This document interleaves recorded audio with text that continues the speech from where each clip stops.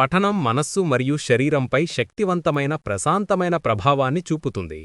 University of Sussex అధ్యయనం ప్రకారం కేవలం 6 నిమిషాలు మంచి పుస్తకాన్ని చదవడం వల్ల ఒత్తిడి హార్మోన్లను 68% వరకు తగ్గించవచ్చు.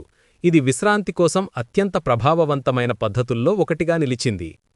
కథలో మునిగిపోవడం మెదడుకు రోజువారీ ఒత్తిడ్ల నుండి తప్పించుకోవడానికి, హృదయ స్పందన రేటును తగ్గించడానికి మరియు కండరాల ఒత్తిడిని తగ్గించడానికి సహాయపడుతుంది. తెరల ద్వారా స్క్రోలింగ్ చేయడం లేదా టీవీ చూడటం మాదిరిగా కాకుండా చదవడానికి ఏకాగ్రత మరియు జాగ్రత్త అవసరం.